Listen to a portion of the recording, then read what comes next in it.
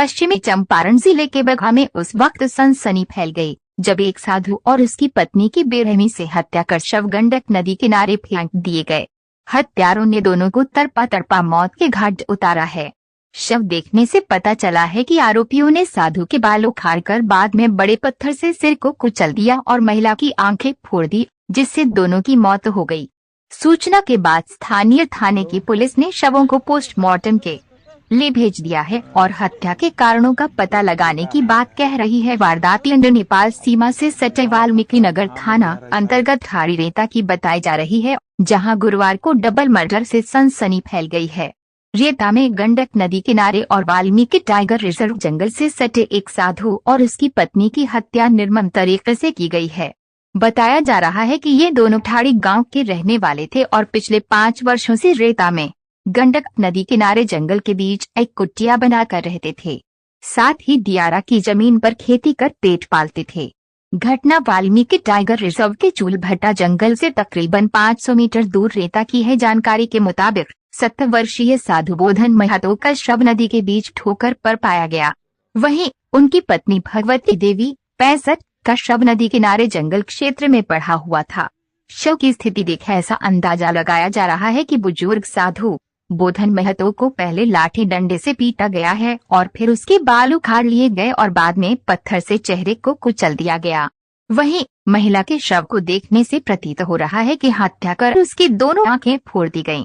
घटना की जानकारी सुबह 10 के आसपास हुई, जब मछुआरे और किसान उस तरफ अपने काम के वास्ते पहुंचे। उन्होंने शव को देखकर इसकी सूचना पुलिस को दी।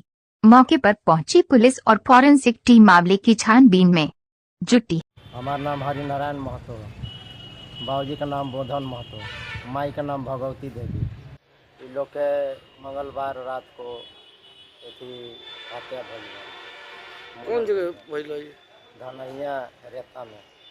क्या करते गए थे वहाँ पे? वो लोग अपने मड़ई में थे, साधु संत महात्मा है। वो वही मड़ई में रहते हैं, खाना बनाते थे बहुत साल पहले, अभी भी। लेकिन वो दिन का बात है, उनको मर्डर कर दिया गया है। दोनों व्यक्ति को, एक को नहीं दोनों को। धनैया रेता में मड़ई से कुछ 100 मीटर दूर ले जाकर जंगल है, रेत है उसी में। कैसे आप लोग को जानकारी मिली? हम लोग को तो कल शाम को गए, हम लोग उसका परिवार गया, भाई का परिवार गया। उसने देखा सब बिखरा हुआ है, माला साधु महात्मा का, त्रिशूल उसूल वगैरह मड़ई में सब बिखरा हुआ है। तब ढूंढने लगी तो कोई था ही नहीं। उसने जनाया आकर फ़ोन करके कि ऐसा ऐसा बात है, तब हम लोग को मालूम हुआ पूरे गांव समाज को। क्या पहले से किसी से विवाद चलते थे? विवाद तो चलता था नेपाल से। क्या संकट जता रहा है? शंका तो उसी है, वही है। पहले भी उन लोगों ने धोखा दिया था, लखनऊ में हमला किया था। कौन किया था? वो नेपाल वाला। और क्या किया, उन दोनों को जहर सुंघा दिया गया था और नशे में हो गए। इलाज करवाए हम लोग कुछ दिन, अभी तक तो फिलहाल में सही थे। उसके बाद ये सब हुआ है अभी फिलहाल में। आपका घर कहाँ पे है? ठाड़ी, वाल्मीकि नगर ठाड़ी। जो दोहरा हत्याकांड हुआ है उसके बारे में सर।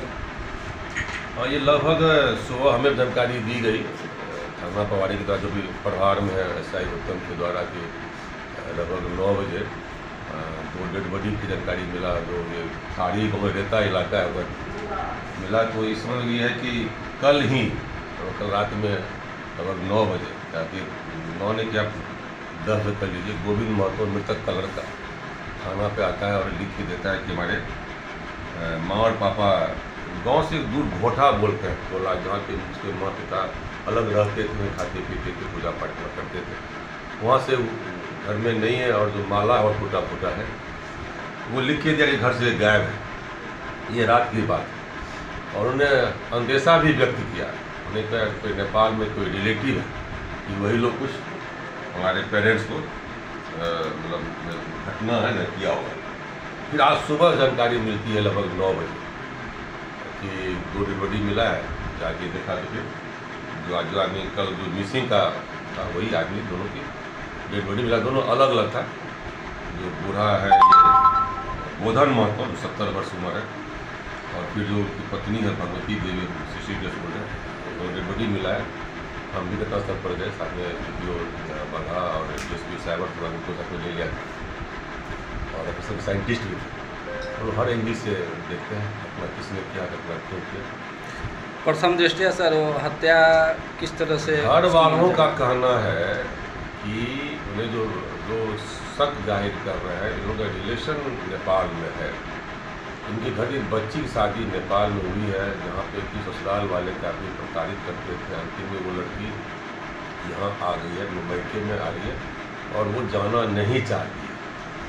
और जो अंदेशा यस जो घर वालों ने कहा जो है ना, मैं उसके आधार पर कह रहा हूँ, उन्हें अंदेशा ये कि लड़की जो नहीं जा रही है, हो सकता है कि उनके ससुराल वाले नेपाल से आए हो, घटना की हो, ये उनकी बात है।